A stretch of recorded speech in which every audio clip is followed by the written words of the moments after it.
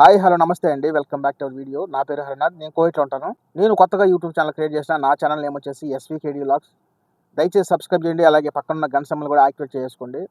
ఈ ఎదసోదంతా ఎందుకులే కానీ ముందు వీడియోలోకి వెళ్తాం. కొత్తగా కోవిడ్కి వచ్చిన డ్రైవర్లు ఎవరైతే కొన్ని టిప్స్ అయితే పాటించండి.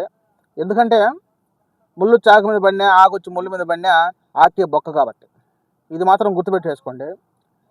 ముఖ్యంగా కొత్తగా ఇంట్లోకి డ్రైవర్గా వస్తారు కదా, వాళ్ళు మాత్రం రాత్రుల్లో చాలా జాగ్రత్తగా ఉండండి. రాత్రుల్లో బయటికి వెళ్ళకండి అంటే తిరగడానికి ఫ్రెండ్స్ అక్కడ ఉన్నారు ఇక్కడ ఉన్నారని చెప్పి వీధులు తిరగటం, అలాగే అవుట్ సైడ్ వెళ్తాం.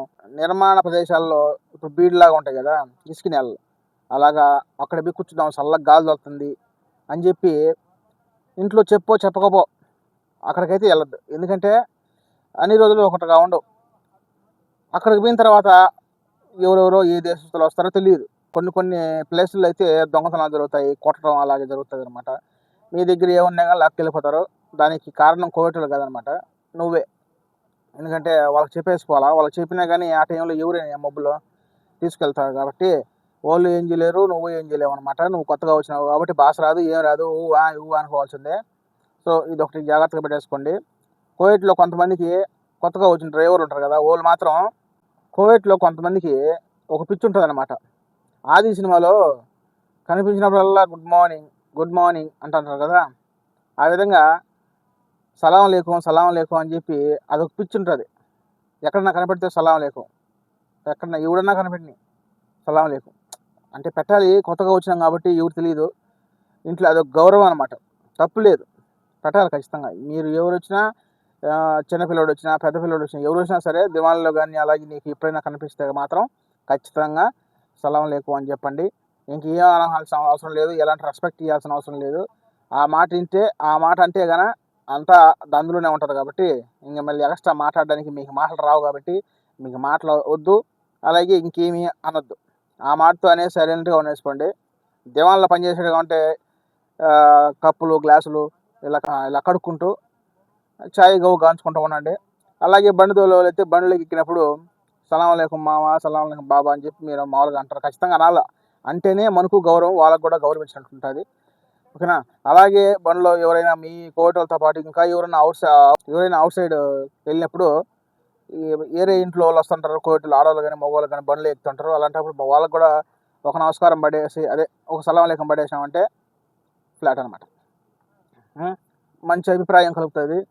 ఓ చూడండి, మన డ్రైవరు వేరే వాళ్ళకి కూడా రెస్పెక్ట్ ఇస్తున్నాడు బా, మా డ్రైవరు సూపర్ తోపు అన్నీ చెప్తారు అనుకుంటారు.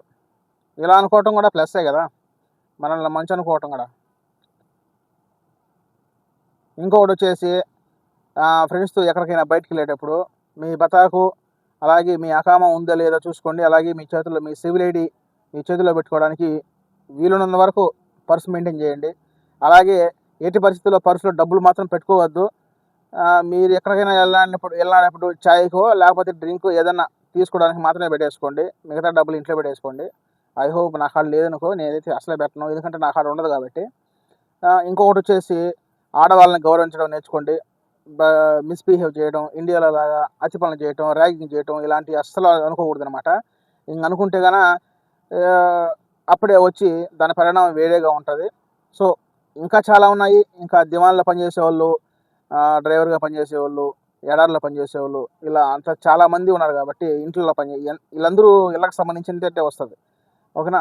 వీళ్ళు ఇంట్లో కద్దాంకు రెస్పెక్ట్ ఇవ్వటం, అలాగే ఆమెకేమైనా అవసరం పడితే తెచ్చివ్వటం, రొంత ఇంప్రూవ్ అయ్యి భాష కూడా నేర్చుకోండి.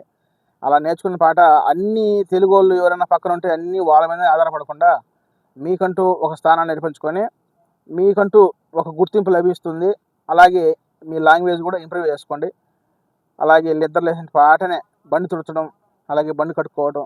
కొన్ని ఇళ్ళల్లో కడుగుతారు, కొన్ని ఇళ్ళల్లో కడగరు అనమాట, క్లీన్ చేస్తారు.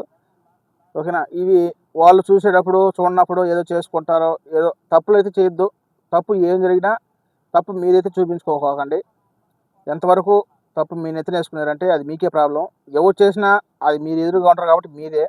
అలాగే ఇంకొచ్చేసి బండిలో డబ్బులు పెట్టిపోతూ ఉంటారు. మియా ఫిల్స్ కూడా తాగొద్దు. ఆ మియా ఫిల్స్ ఇప్పుడు 100 దినాలు తీసుకున్నా దొంగే, మియా ఫిల్స్ తీసుకున్నా దొంగే.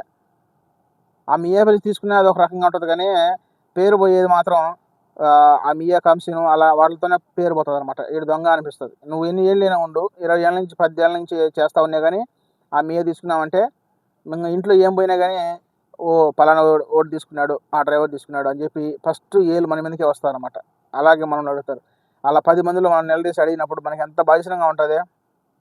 సో దొంగతనాలు కూడా, చిన్న చిన్న దొంగతనాలు కూడా మానేసుకోండి ఇంట్లో. ఇంకొకటి వచ్చేసి ఇండియాలో లాగా తాగి డ్రైవ్ చేయడం, అసాంఘిక కార్యక్రమాలకు పాల్పడటం, ఇవి కూడా మానేసుకోండి. ఈ అసాంఘిక కార్యక్రమాలకు 3 వీడియోలు 4 వీడియోలు చేస్తున్నా మన ఛానల్లో. ఎవరైనా చూడకుండా వాళ్ళు కూడా చూసేయండి.